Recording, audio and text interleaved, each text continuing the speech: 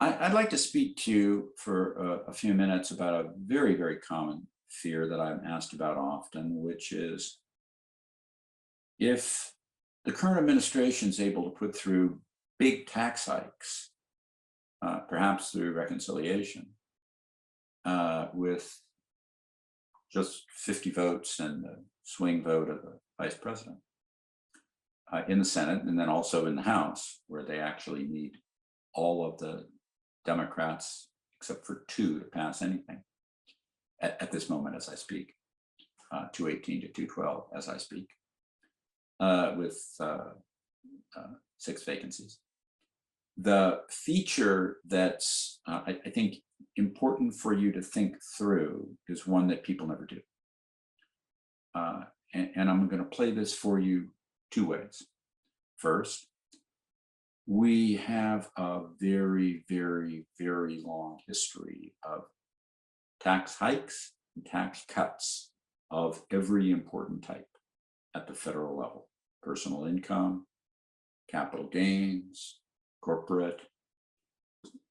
We have a very long history. And throughout the course of that history, we have continuous stock prices. So whenever I see something like that, where we have a continuous history and continuous stock prices, I say, let's go back and look at the times where these things have happened before and look at the period 6, 12, 18, 24 months afterwards and see what happened to stock prices. And this is the part that people that have this fear don't really do. And if they did, I think they'd feel better about it, because the aftermath of those tax hikes is fairly consistently positive. Not perfectly so, but actually more so, believe it or not, than the average positiveness of the stock market by about 20%. I don't mean 20% extra return, I mean about 20% of the time more positive.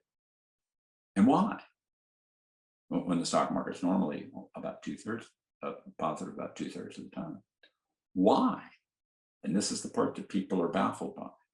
Because before that tax hike's ever done, it has been debated, it has been discussed, it has been praised, and it has been cussed. And it is something that has been what stock markets and capital markets always do: pre-priced. If there's things to be feared, they were feared in advance. The length of the process to go in public through legislation, wandering around and debating and praising and degrading, all of that gets pre-priced into the market before the tax ever happens, and therefore is keeping the market down a little before the bill. When the bill happens, it's over and done. And so the history of the aftermath has been stronger because the debating process has been a little bit like a depressing spring that is then released when you move to the certainty of the aftermath.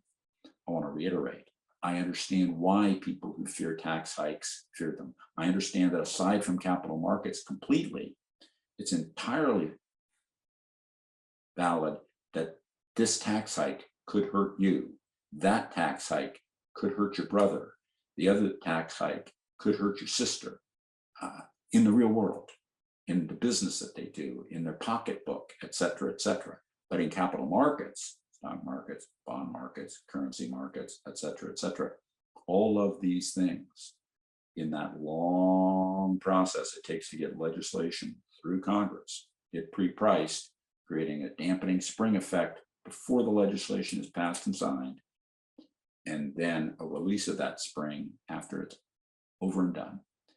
Thank you very much for listening to this video, but this is a topic that you should not see as a negative impact, because we have a long history. We know exactly what happens, whether it's personal income, capital gains, which is basically a different version of the same thing, corporate tax hikes. You can't name a tax hike that we haven't really seen something pretty similar to before that might possibly get through this Congress and come back to negatively hurt you or someone else, or help you or someone else in any way you envision it, that markets won't pre-price. Thank you very much. Subscribe to the Fisher Investment YouTube channel if you like what you've seen. Click the bell to be notified as soon as we publish new videos.